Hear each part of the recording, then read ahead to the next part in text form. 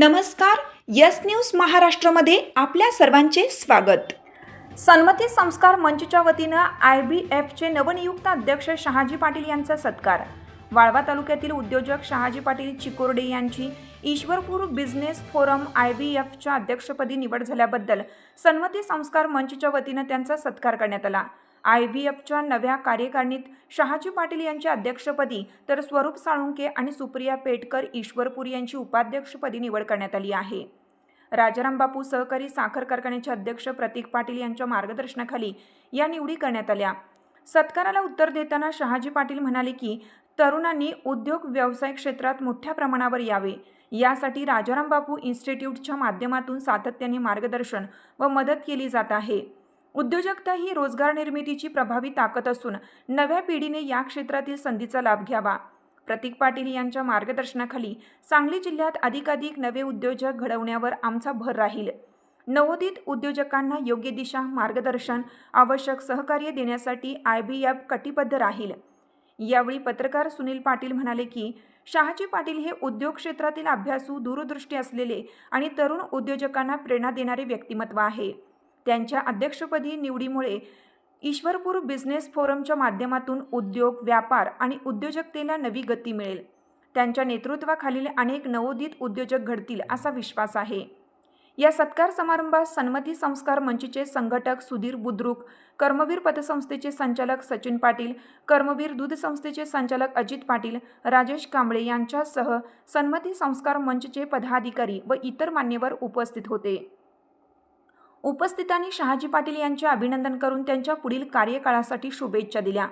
कार्यक्रम उत्साहपूर्ण वातावरणात संपन्न झाला. यस न्यूज महाराष्ट्रासाठी राजेश कांबळे. मी शहाजी पाटील.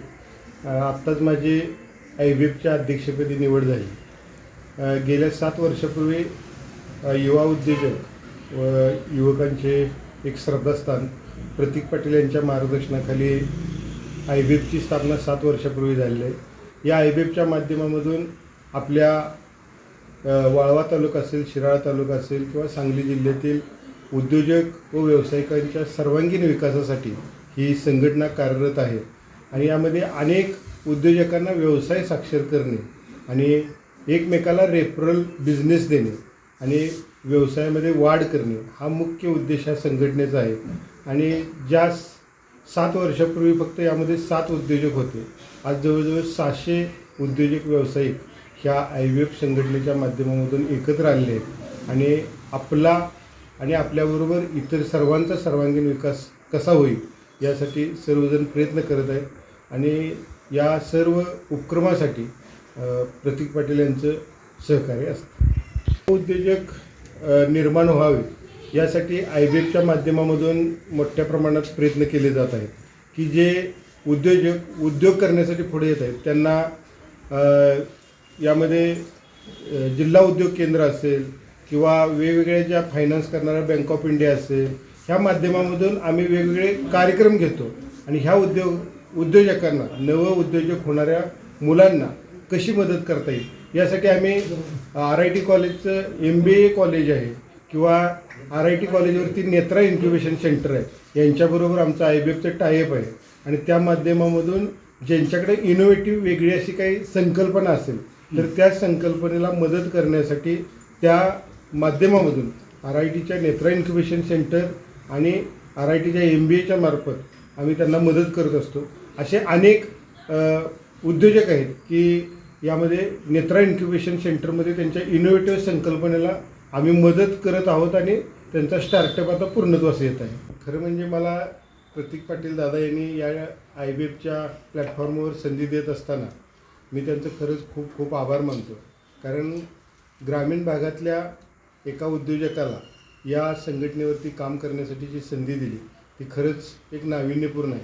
आणि या येणाऱ्या 2 वर्षाच्या काळामध्ये मला या 2 वर्षामध्ये या IBFला संपूर्ण सांगली जिल्ह्यामध्ये पोचवण्यासाठी आपण अहोरात्र काम करणार आहोत. आणि या माध्यमामधून ग्रामीण भागातील किंवा शहरी भागातील असेल या सर्व उद्योजकांना एकत्र आणून जे आता ऑनलाईनचा व्यवसाय मोठ्या प्रमाणात वाढलेला आहे त्यांना त्यांच्याबरोबर संघर्ष करून आपल्या उद्योजकांचा व्यवसाय व्यावसायिकांचा व्यवसाय कसा टिकेल यासाठी प्रामुख्याने या IBF माध्यमामधून काम करण्यावरती आपला भर राहणार आहे. आणि गेल्याच वर्षी आम्ही IBF माध्यमामधून गेल्या आर्थिक वर्षामध्ये 25 कोटी रुपयाचा एकमेकांनी व्यवसाय दिला आणि तो जास्तीत जास्त कसा वाढवता येईल या दृष्टीनं काम करणार आहोत. आत्ता आमचा शिराळ्याला चॅप्टर सुरू झाला आहे, आष्ट्याला चॅप्टर सुरू झाला आहे. लवकरच आम्ही अजून 2 चॅप्टरची सुरुवात पुढच्या 1-2-3 महिन्यामध्ये करण्याचा आमचा मानस आहे. आमची साथ आमची यस न्यूज महाराष्ट्र चॅनलला लाईक करा व सबस्क्राईब करायला विसरू नका.